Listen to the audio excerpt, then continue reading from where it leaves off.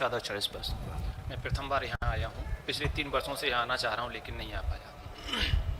आज ये श्रेय मेरे छोटे भाई डॉक्टर विवेक सिंह जी को जाता है, जो एसोसिएट प्रोफेसर हैं।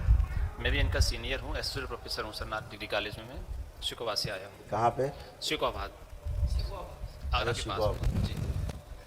तो पिछले 3 साल से आना चाह रहे हैं, अब पाए जी कुछ और कल ही कल प्रोग्राम बना तो कल ही कल चले आए सर। चलो बहुत अच्छा है, भाग्य उदय हुआ आपका जो आप आ गए।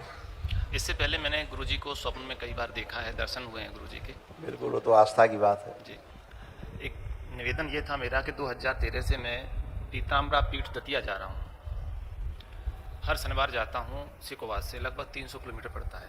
दतिया? जी दतिया, माँ बगुलामुखी के दर्शन करने, माँ के दरबार जाते? जी माँ के दरबार जाता हूँ। वहाँ दीक्षा मुझे नहीं मिली तो गुरुजी के एक शिष्य थे, इनकी उम्र 93 साल है करीब। उन्होंने मुझे दीक्षा दी और दीक्षा में मुझे, मैं आपसे तो शेयर कर ही सकता हूँ, 36 अक्षरी मंत्र दिया था।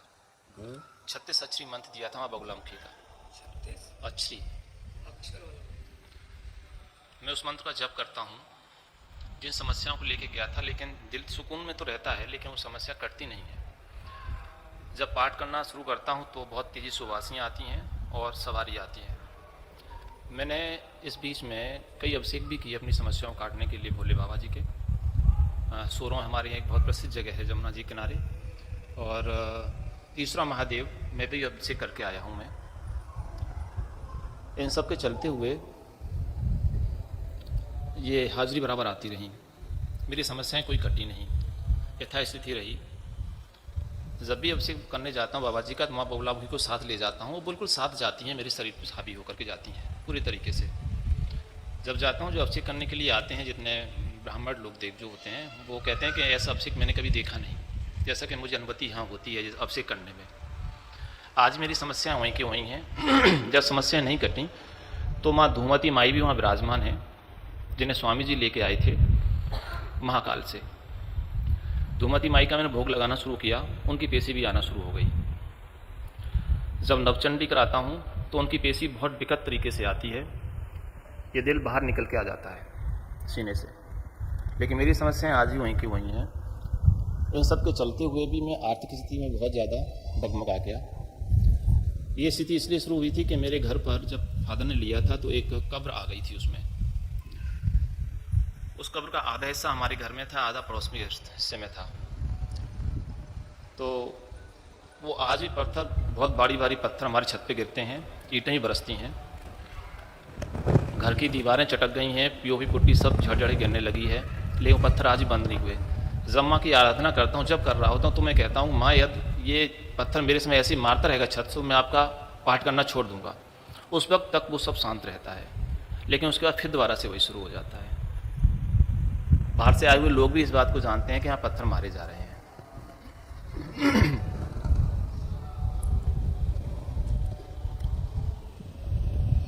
आपको क्या लगता है? मैं तो सिर्फ माँ की सेवा करता हूँ और उनका जप करता हूँ। तो माँ की सेवा करती तो माँ उसको क्यों नहीं रोक पा रही? अब ये तो वो तो मामूली सा एक ब्रह्म राक्षस है जी, क्यों नहीं रोक पा रही?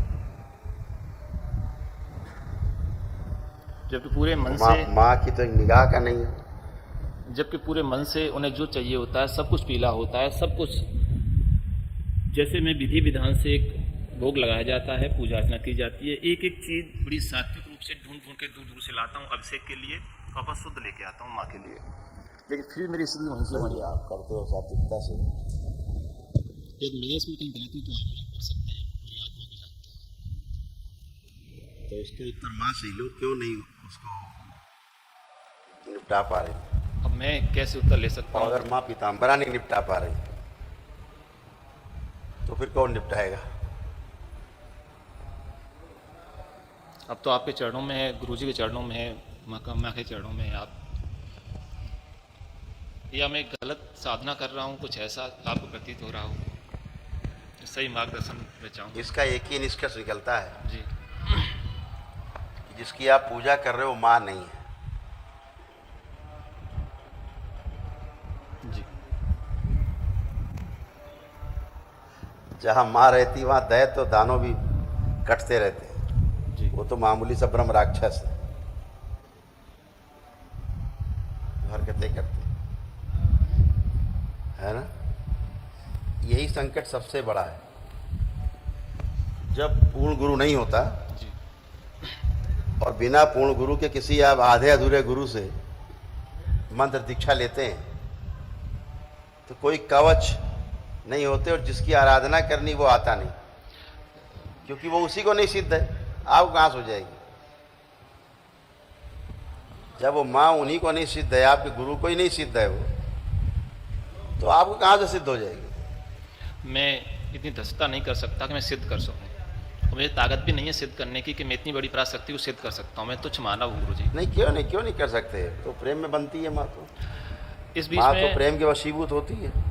मैं बिल्कुल विधि विधान से आसन पवित्रीकरण आचमन शिखा बंधन, उसके बाद माँ सरस्वती का एक माला पूरी, और फिर इसके बाद गणपति का और बटुक भैरव जी का, और हम तो यहाँ देख रहे हैं कि सब। शंकराचार्य लोग लदे बैठे हैं ऊपर तक।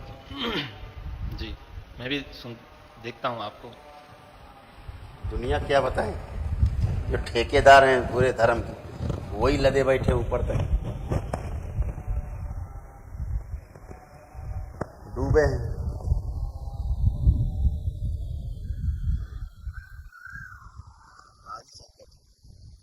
सनातन धर्म में भारी संकट,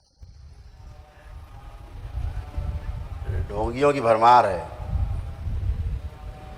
वो भरमार है। कोई बात नहीं, आप आंखें बंद करो।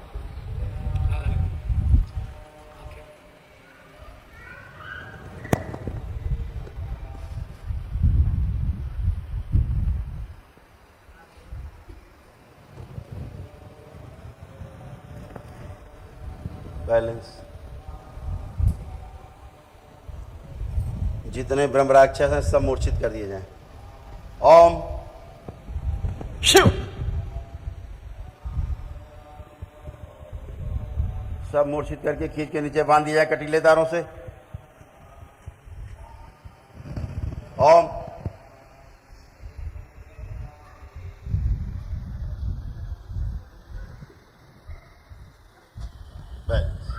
तीन बार बोलिए ओम नमः शिवाय। ओम नमः शिवाय, ओम नमः शिवाय, ओम नमः शिवाय। बैलेंस। आँख खोलिए। ओम नमः शिवाय, ओम नमः शिवाय, ओम नमः शिवाय। दरबार के नियम पालन करो, सब मैदान साफ हो जाए। ठीक एक है, विनती थी गुरु जी, 2 मिनट लूँगा, बहुत धन्यवाद है। बताओ। मैं जो आराधना कर रहा था वो माता की आराधना नहीं थी क्या? वो आप जब पहुंचेंगे आखिरी स्टेज पता लग जाएगा, तो जो आपको खुद ही पता लग जाएगा। जो पेशी आ रही थी वो किसकी थी फिर? कह तो रहे हैं, माता पेशी नहीं लेती, ध्यान रखिए।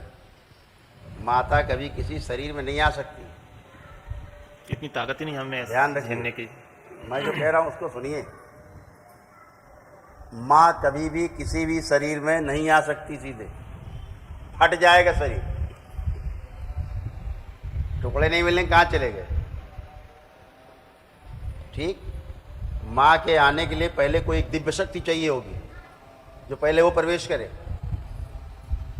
पहले वही आपका शरीर उसको पहले संभाल ले, उस शरीर को, उस जीवन को संभाल ले, जिसके द्वारा माँ बात करेगी। सीधे माँ बात नहीं कर सकती, पहले कोई दिव्य शक्ति आपके शरीर में प्रवेश करेगी, उसके लायक पहले आपका शरीर बने, फिर उस दिव्य शरीर के माध्यम से, आपके शरीर के माध्यम से फिर बात करती है। ये सीक्वेंस है।